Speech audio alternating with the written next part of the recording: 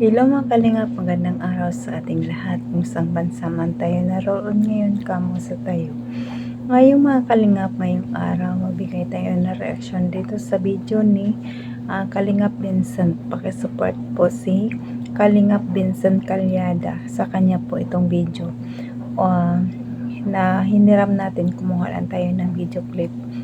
Nabigyan natin ng reaksyon ang pag-interview niya kay Kalingap Ino, kung gaano kahalaga si Beyonce ngayon o bakit masaya sa ngayon.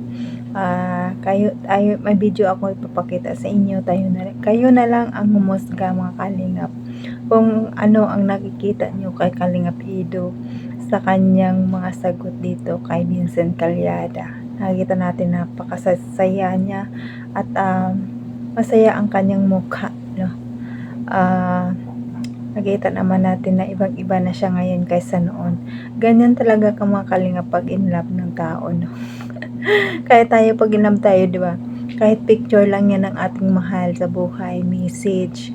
Number one message, kasi pag nakabasa ka ng message galing sa love mo, talagang lalo kang kikiligin. Kahit mga simpleng message lang yan, basta may babasa tayo na message. Kikiligin na tayo, no? Galing sa taong mahal natin yun. Kaya ikaw Kalingap Ido, dalas-dalasan mo mag-message kay Beyonce kasi yun ang aming pinagbabasihan sa message. Kahit konting message lang yan, basta ma-effort ka sa message. Kinikilig na kami dyan. Kaya si Beyonce ganyan din yan, pero sa totoo lang si Beyonce, sabi niya nga ay dati lang na bihira lang mag-reply, mag-message. Kasi kaming mga babae, may pride kami na kung ayaw mag-text sa amin, ayaw din namin mag-text. Kaya kayong mga lalaki, kayo ang mag-una mag-text. Kahit simpleng message lang yan, kikiligin na kaming mga babae niyan. Ganyan din yan si Beyonce, alam ko yan. Kaya Kalingap Ido, bilis-bilisan mo at huwag pabagal-bagal. Ayan, pero kita naman natin kung gaano kayo ka-sweet ngayon. Kung gaano kayo katatag kahit maraming buzzer nakaaligid, pero strong pa rin kayong dalawa, no? Kaya bago tayo manood ng video, pasalamatan muna natin ang ama ng Kalingap, Bal Santos Matubang, Ate Edna Vlog, Kalingap Rap, Kalingap Edo, Jack Tapri Matubang, charity vlogger sa buong mundo na tumutulong sa ating kababayan mahihirap. At nandyan din po ang K-Boys, Tractor, Kalingap Team, Kalingap Supporters, at KSSG. Supportaran din natin mga Kalingap. At wag mo nyong kalimutan i-like and subscribe ang kanilang mga video. Sa pamamagitan niyan, laking tulong po sa kanila ito.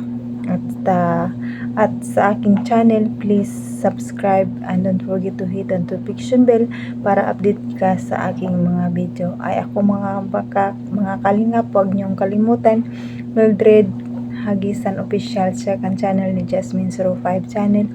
Huwag niyong kalimutan mga kalingap. Thank you solid supporters, IDSI, sa pagpanood sa akin na pagsuporta. Maraming salamat sa inyo sa pagsuporta sa akin. Walang sawang pagsuporta. Maraming salamat sa inyo. Kaya let's go na, huwag na nating pagtagalin ito. Tara, let's go. 1, 2, 3, go. Ito na. Interview daw kita. So ito din pagkakataon. Shein. Kamusta na kayo ni Beyonce? Okay lang, walang problema. Parang saya mo yan, bro. Totoo nga, kita sa mukha ni Papa Eds ang saya. Lahat ng bagay na Siyempre, pag ikaw ang in love, diba? Nakita mo sa mahal mo na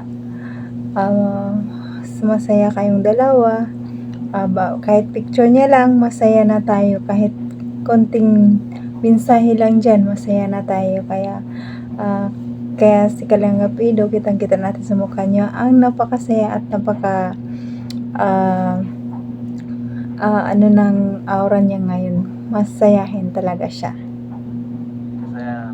Yung mabuhay ka lang at makita lang ang tao. Yan. Yan ang pinaka-masaya. Ganun ba yun, bro? Makita mo lang yung mahal mo, masaya ka na. Ayan nga yung sinasabi, makita mo lang ang mahal mo, masaya ka na rin. Parang ano yan eh, parang ang dibdib mo dun pag nakita mo yung mahal mo, napaka-kumpleto ng araw mo talaga. Ganyan din yan si Kalingap Ido, ang nararamdaman niya. Parang di naman tayo dumaan sa pagka-teenager, no? Dahil nga sa age na ano tayo eh, na in love tayo muli. Kasi Aba, syempre, yan tayo hugot ng ating inspirasyon at lakas sa pang-araw-araw na ating mission. wow. Kasi pagpagod ka, makita mo lang siya, Yan ang sinasabi ko. okay. Wala ng pagod, talaga ang mahal mo, ang inspirasyon mo sa buhay. Mawawala ang pagod mo, mahimbing patulog mo.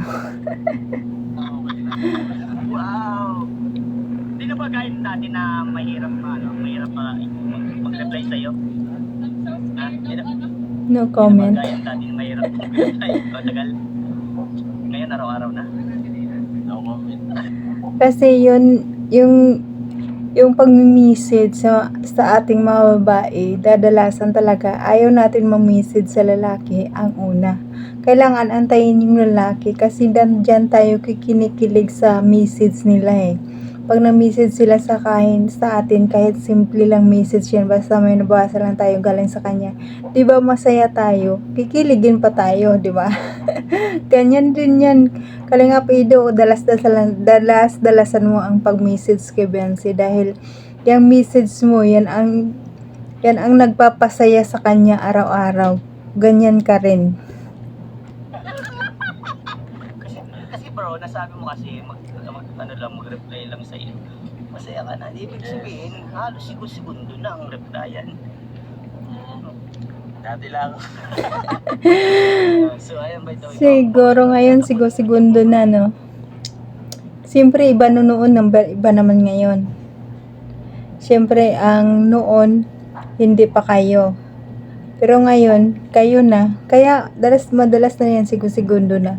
Kaya, napaka ng EDSI, no? Pero salamat talaga sa EDSI na nabubuhay ulit tayong mga matatanda na in love tayo sa kanilang dalawa. At bumabalik tayo sa pagkabata.